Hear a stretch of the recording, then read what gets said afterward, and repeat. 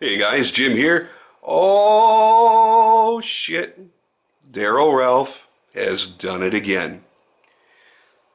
You guys know I'm a big fan of Darrel's work. We've been friends for a number of years. I did a shop tour. If you haven't seen that video, please go see it. We talked a lot about the Dominator.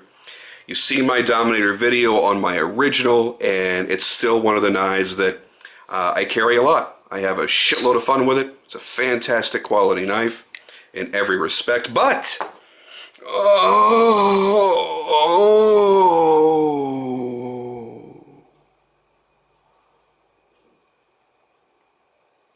we had a little surprise.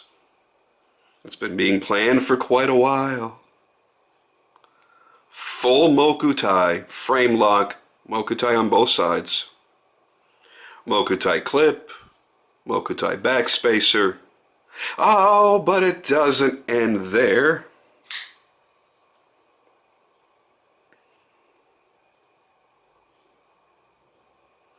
That's right. A one of one done in this configuration with Stellite 6K. I've always wanted a Stellite 6K blade. Ever since I did those videos a couple years ago on Tom Mayo's knives, we discussed what Stellite 6K was. Very briefly, what I have here, except for the steel bearings that are around the pivot, I have a knife that cannot corrode or rust. Because Mokuti is that blend of titaniums done in a Damascus sort of way with pure titanium and two other titanium alloys, which create the look that you get. Titanium doesn't rust or corrode.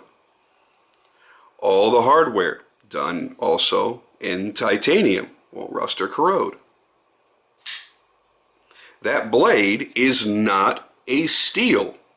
It's not steel, what? It's a cobalt alloy with an extreme degree of corrosion resistance. It will not rust either. You can live with this in salt water and never have to worry about it. I had him do a special ceramic media blast on the bevel and on the top swedge with a nice satin finish on the flats, because I wanted to have that more utilitarian usefulness out of this. Instead of just doing all satin like we had initially thought, I was like, you know what? I know the knife is going to be such a stunner. I'm going to want to carry it a lot, which means it's going to get used. And I don't want a blade that's going to require upkeep. I got a few marks on my other one. There, should be fairly visible. Yeah, there's a few marks and scratches on there. It's not a big deal, but you know, at some point, then you got to have it refinished, and it's a pain in the ass. Especially that right there on that high spot. That's going to be a pain in the ass. You know, there's some marks in there. And I didn't want that for this, because I kind of figured this is going to dominate the pocket. To the point where, honestly, I don't know how much I'm going to carry my standard one. Because when you look at them side by side, and you're like, okay, well, it's the same knife, but holy shit, that's full Mokuti and Stellite 6K. Why would I not carry this one? This also has Darrel's new lock interface. So you've got the completely hidden steel on steel lock bar insert. So they're not cutting off the end of the lock bar and putting it at the end. It's all hidden away on the inside and screwed in right there. And it really works well. No lock stick whatsoever. Locks nice and solid in the same spot every time. My original, which he was going to convert for me, but I asked him not to, I just wanted to keep it original, it's titanium on steel. So there's a big difference there. It's so wonderfully smooth.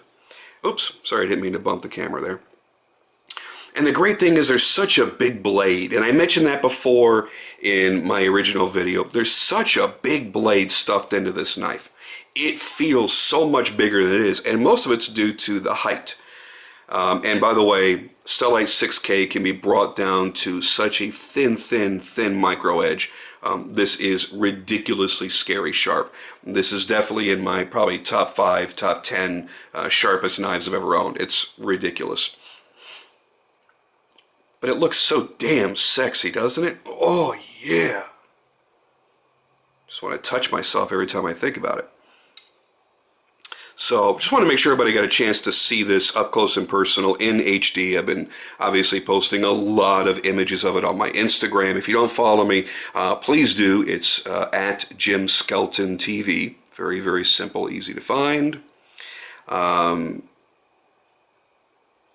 you know, every time I show the little 15-second Instagram videos, Instagram throttles the quality that it outputs, so you don't get a chance to see it in full HD quality. So here you go. So it's also got the different grind. I didn't want to go with the compound grind on this one. I think it looks absolutely amazing. There is Darrel's maker's mark. Get it to focus. There we go.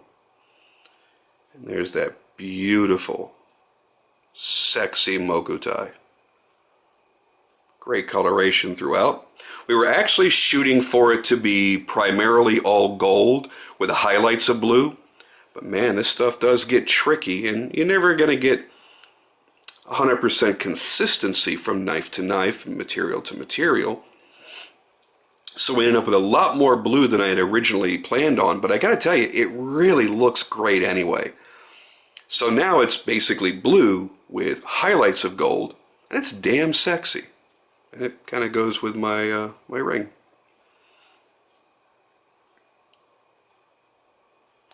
So now, after waiting for what seems to be forever, I finally have a Stellite 6K blade in my collection.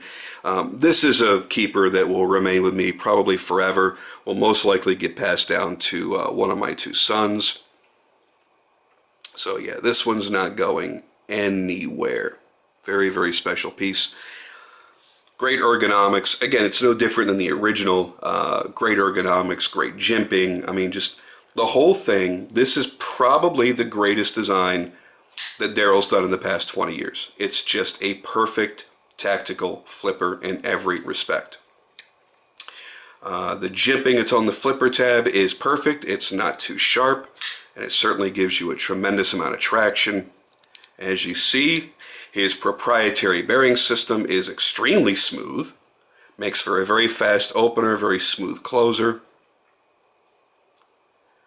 There's really just nothing I would change about the knife. You've got the hidden blade stops. Let's go ahead and show those to you. There's the stop pin right there, and that is concealed when it's closed and concealed when it's open. Boom.